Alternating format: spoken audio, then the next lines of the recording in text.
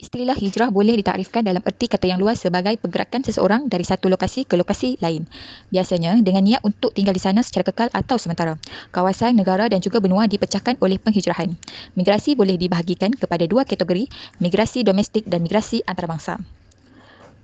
Jenis penghijrahan ini berlaku apabila individu berpindah dari satu lokasi dalam negara ke lokasi lain di dalam negara yang sama.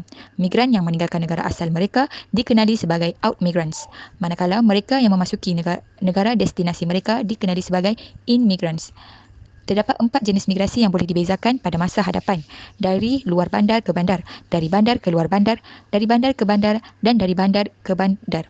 Dalam kurungan, luar bandar.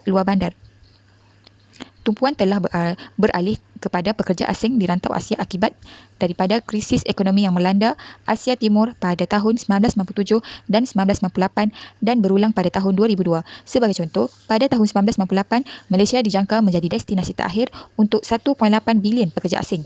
Kebanyakannya daripadanya akan pergi dari Indonesia, Bangladesh dan Filipina. Bagi negara membangun seperti Malaysia, penghijrahan pekerja asing mungkin mempunyai kesan positif dan negatif. Kedua-dua kesan negatif dan positif ini boleh dilihat dalam masyarakat, kerajaan dan ekonomi Malaysia. Kestabilan politik di sesebuah negara merupakan antara faktor menarik migrasi.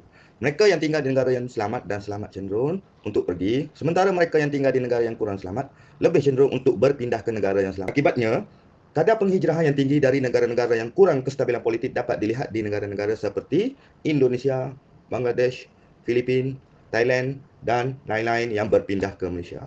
Faktor tolakan. Kerjasama politik negara. Kerjasama ini akan membantu kerajaan dalam menilai dengan tepat keperluan pekerja asing dan mengumpul maklumat untuk strategi yang sesuai.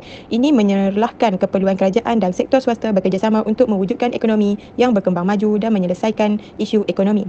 Khususnya, ini telah menjadi tarikan utama bagi orang dari negara jiran seperti Indonesia, Filipina dan Bangladesh yang sedang mempertimbangkan untuk menetap di Malaysia.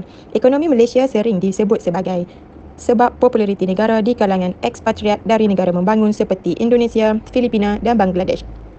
Perkembangan ekonomi ini akhirnya akan membawa kepada lebih banyak perbelanjaan kerajaan ke atas ekonomi Malaysia yang mungkin membawa kepada lebih banyak peluang pekerjaan dalam sektor perkhidmatan yang berkembang di negara ini.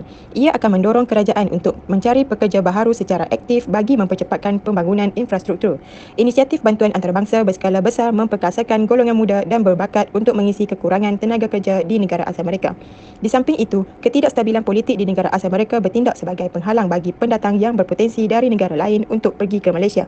Sehingga 31 Mei 2015, sebanyak 153,004 pelarian telah berdaftar dengan agensi pelarian UNHCR di Malaysia sahaja. Daripada jumlah itu, 93% berasal dari Myanmar, Malaysia kini 2015.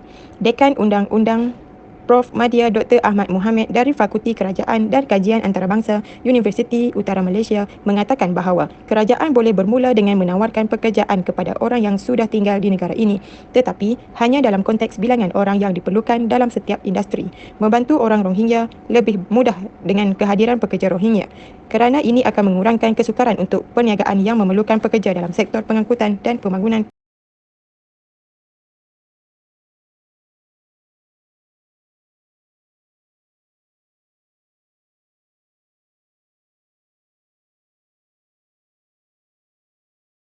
Pengembangan burokronik negara dan memupuk pengembangan ekonomi negara yang berterusan. Sebilangan besar penyelidikan empirikal yang dijalankan di pelbagai negara menunjukkan bahawa peningkatan immigration hanya memberi kesan pendatang terhadap negara tuan rumah mereka adalah minimum. Namun begitu, kesan yang dilaporkan berbeza-beza bergantung kepada latar belakang dan personaliti migran. Kemasukan pekerja asing tidak menjejaskan prospek pekerjaan tempatan, tetapi ia mungkin menyumbang kepada pertumbuhan ekonomi. Ini bermakna sektor pembangunan negara memerlukan kemasukan buruh asing yang besar bagi menyelesaikan masalah. Negatifnya pula, setinggan beberapa negara di seluruh dunia termasuk Filipina, Thailand, India, Myanmar, China dan Malaysia perlu menangani isu sosial dan bandar berkaitan dengan setinggan. Sebagai kesimpulannya bahawa kebanjiran pekerja asing bukanlah fenomena baru di Malaysia.